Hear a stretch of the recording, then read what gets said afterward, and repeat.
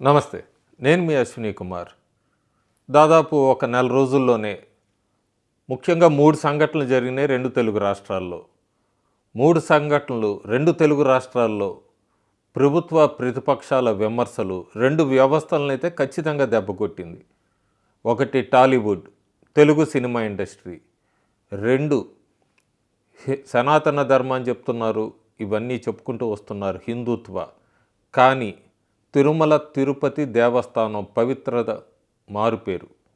ఈ రెండింటిని అయితే మాత్రం రాజకీయ రంగు పులుముకున్నాయి, మనోభావాలు దెబ్బతిన్నాయి, భక్తుల మనోభావాలు, అట్లాగే ఇటుపక్క అభిమానుల మనోభావాలు. 2 రాష్ట్రాల్లో కూడా టాలీవుడ్కి సంబంధించి కోర్టు తీర్పులు, జ్యుడిషియరీ వేరుగా తీర్పులు ఇచ్చినాయి, రాజకీయ పార్టీలు వేరుగా స్పందించాయి. అట్లాగే టీటీడీ విషయంలో కూడా దురదృష్టకర సంఘటనలే 2 అని చెప్పచ్చు మనం. పుష్ప 2 ప్రీమియర్ షో లేదా ఫ్యాన్ షో, బెనిఫిట్ షో, ఆ రోజు జరిగిన సంఘటనలో ఒక మహిళ ప్రాణం పోయింది.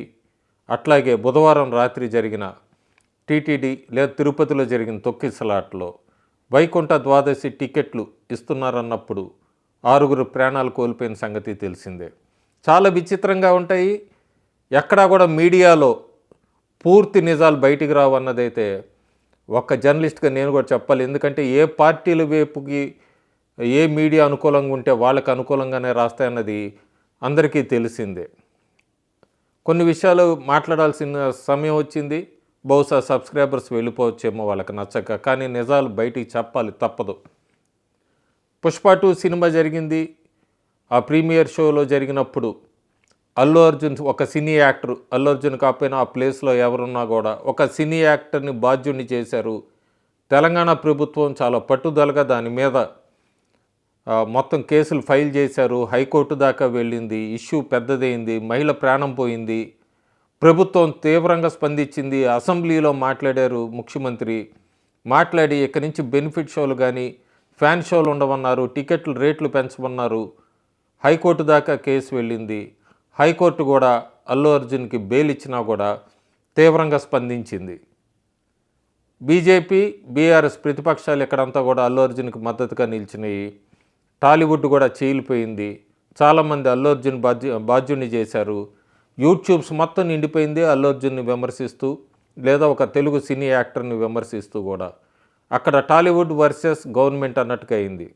అది జరిగిన కొన్ని రోజులకే రాజమండ్రి దగ్గర ఇంకొక సినీ నటుడు రామ్ చరణ్కి సంబంధించిన గేమ్ చేంజర్ ఈ సినిమా ప్రీ ఈవెంట్ రిలీజ్ ఫంక్షన్లో కూడా పూర్తయ్యాక ఇద్దరు అభిమానులు, రామ్ చరణ్ అభిమానులు తిరిగి వెళ్తుండగా బైక్ యాక్సిడెంట్లో చనిపోయారు.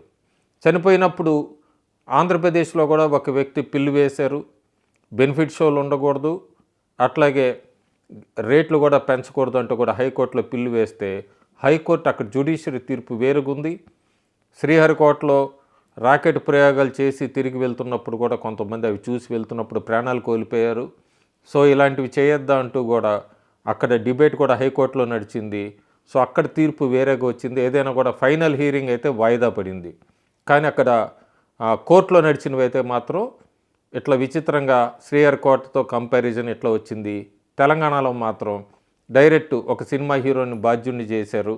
బాధ్యుడిని చేసి శిక్ష, బెయిల్ మీద ప్రస్తుతం ఉన్నాడు అక్కడ. వెంటనే యూటర్న్ తీసుకుంది తెలంగాణ ప్రభుత్వము.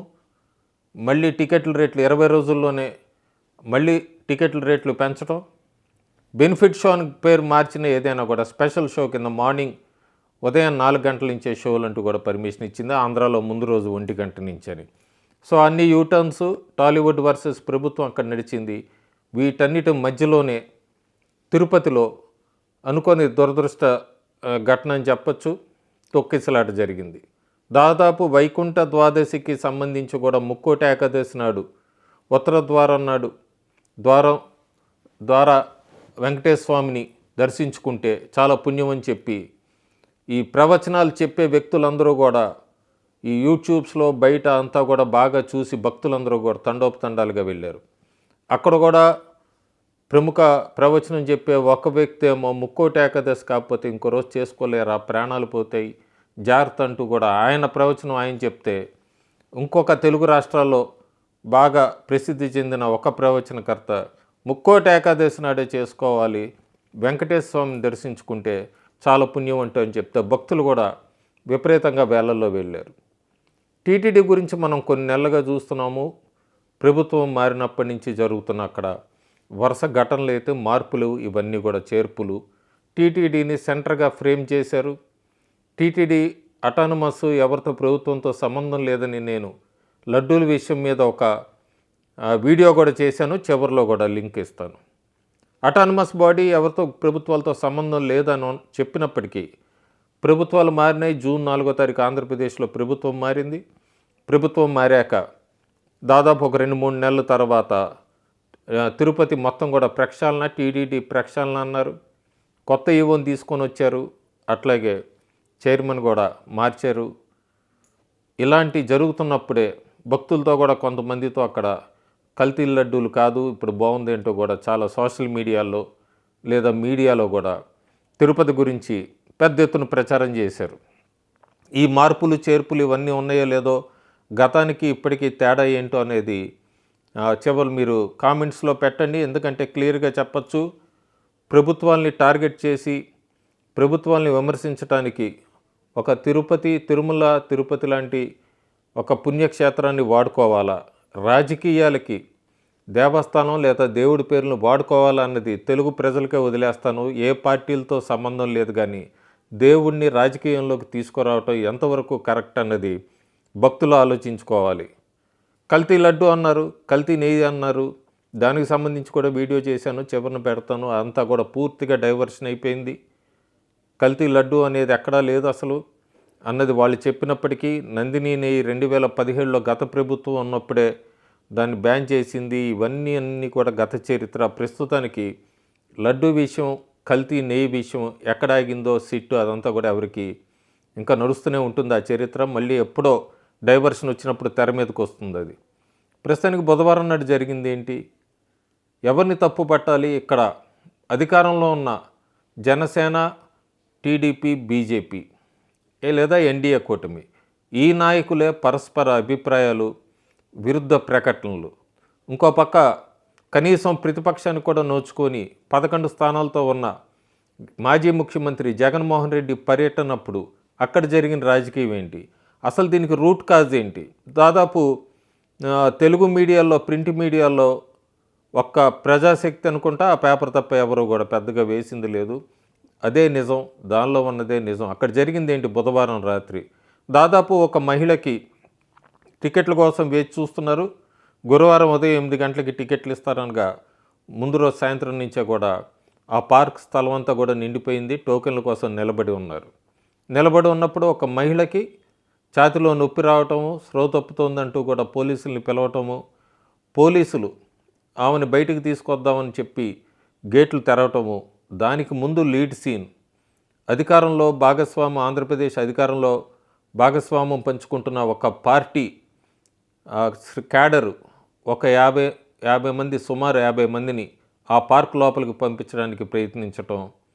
అదే సమయంలో ఎప్పటి నుంచో వేచి చూస్తున్న భక్తులందరూ కూడా టోకెన్లు ఇస్తున్నారేమో, 50 మంది అందుకే వెళ్తున్నారని పోలీసులు కూడా ఆ మహిళని బయటికి తీసుకురావడానికి పోలీసులు కూడా లోపలికి వెళ్తున్నప్పుడు ఇది ఒక ప్యానిక్, కన్ఫ్యూజన్ క్రియేట్ చేసింది. అక్కడ టోకెన్లు ఇస్తున్నారంటూ కూడా వెనక ఎప్పటి నుంచో వేచి చూస్తున్న భక్తులు లోపలికి వెళ్ళటం, పోలీసులు ఆ స్పృహ తప్పుతోంది, ఛాతి నొప్పితో ఉన్నాను అని చెప్పిన మహిళని బయటికి తీసుకురావడానికి ప్రయత్నిస్తున్న సమయం.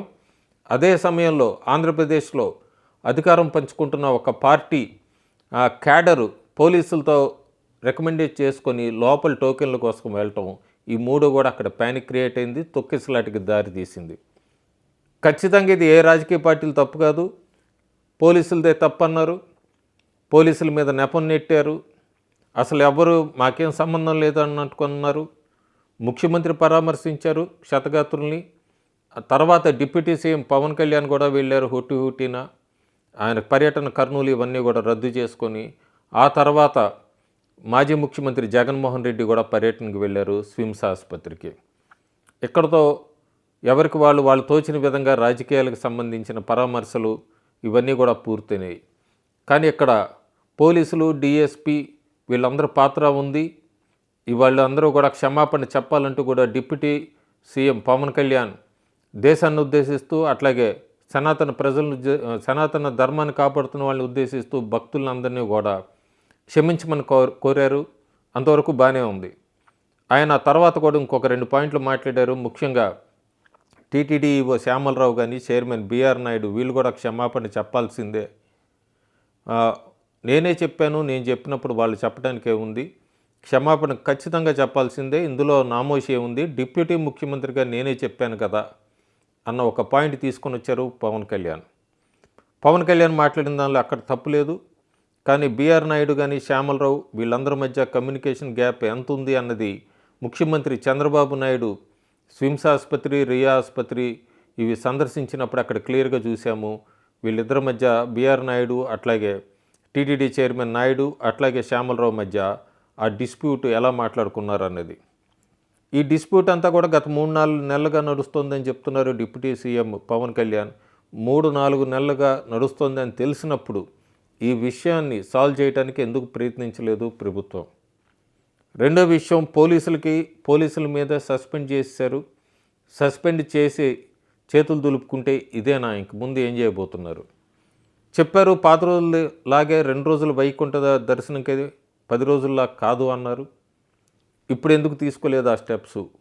ఇదే సంఘటన మనం వెనక్కి తిరిగి చూస్తే, ఒకవేళ ప్రస్తుత మాజీ ముఖ్యమంత్రి స్థానంలో ఉండి ఈ దుర్ఘటన జరుగుంటే ఎట్లా రియాక్ట్ అయ్యేవి ఈ పొలిటికల్ పార్టీస్ అంతా కూడా టీటీడీని రాజకీయాల్లోకి లాగటం ఎంతవరకు సమంజసం? టీటీడీ ఏం మార్పు వచ్చింది గతంలో ఇప్పటికీ అన్నది? శ్రీవాణి పేరు అట్లాగే ఉంది, ఆ టికెట్ రేట్ అట్లాగే ఉంది, టికెట్ రేట్లో ఏం తగ్గించలేదు, పేరు మార్చారు, అదే రేటు ఉంది. విఐపి ప్రోటోకాల్స్ అదే నడుస్తుంది, విఐపీస్ అందరినీ కూడా అట్లాగే తీసుకెళ్తున్నారు.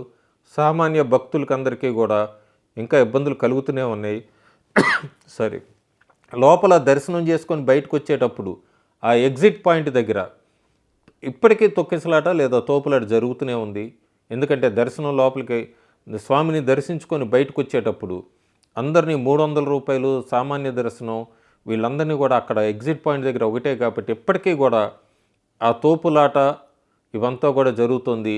ఎప్పుడైనా మొన్న బుధవారం జరిగిన దురదృష్ట ఘటన అలాంటి చోట జరిగితే ఏమవుతుంది అన్నది ఊహించుకోవాలి. పైనంతా కూడా మార్పులు చేర్పులు చేస్తున్నాం అంటున్నారు, కానీ దాదాపు 6 నెలలు అయింది, ఇప్పటి వరకు మాత్రం ఇదే నడుస్తుంది. ఇదే మొట్టమొదటిసారి కాదు. ఇంతకుముందు కూడా మంచినీళ్ళ గురించి, పాల గురించి కూడా కొంతమంది కళ్ళు తిరగటం ఇవన్నీ కూడా చూసాం మనం. ప్రస్తుతం ఇక టార్గెట్ అంతా కూడా చాలా విచిత్రంగా డిప్యూటీ సీఎం పవన్ కళ్యాణ్ మీదే పెట్టారు.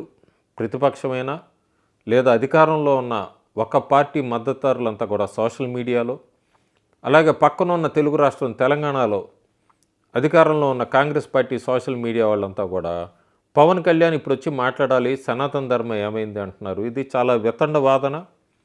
పవన్ కళ్యాణ్ ఉన్నా కూడా అక్కడ ఎవరైనా నేను ముందు చెప్పినట్టే టీటీడీ అనేది రాజకీయాలకు సంబంధించింది కాదు. అక్కడ లోకల్ బాడీస్ అంతా కూడా వాళ్ళు చూసుకోవాలి, సెక్యూరిటీ కానీ ప్రోటోకాల్స్ ఇవన్నీ కూడా. పవన్ కళ్యాణ్ లాంటి వ్యక్తి వచ్చి అక్కడ సమూలంగా డిప్యూటీ ముఖ్యమంత్రి హోదాలో ఉన్న వ్యక్తి వచ్చి అక్కడేవో మార్పులు రాత్రి చేయగలరనుకుంటే మాత్రం అది పొరపాటే. ఇప్పుడు ప్రస్తుతం టాలీవుడ్ అనేది కూడా పూర్తిగా స్ప్లిట్ అయి ఉంది. క్లియర్గా చెప్పచ్చు మనం, జనవరి 10వ తారీఖు రిలీజ్ అయిన ఒక ప్రముఖ హీరో చిత్రాన్ని ముందు నుంచే 2 రోజుల ముందు నుంచే సోషల్ మీడియా అంతా కూడా ఫ్లాప్టాప్లోకి తీసుకొచ్చారు ఆయన అపోజిషన్ వాళ్ళంతా కూడా. దీనికి కారణం గత నెలలో విడుదలైన పుష్ప 2 ఈ సినిమాకు కూడా సేమ్గా ఒక 2 రోజుల ముందు నుంచే నెగిటివ్ టాక్ తీసుకొచ్చారు. అందుకోసమనే ఇప్పుడు ఈ డిసెంబర్ 10 రిలీజ్ అయిన గేమ్ చేంజర్ కూడా, జనవరి 10 రిలీజ్ అయిన గేమ్ చేంజర్ కూడా అదే స్ట్రాటజీ ఉపయోగించారు. ఆఖరికి ఏమైంది, తెలుగు ఫిలిమ్స్ అన్ని ఇండస్ట్రీ దెబ్బతింటోంది, తెలుగు ఇండస్ట్రీ ఇంకా దిగజారుతోంది.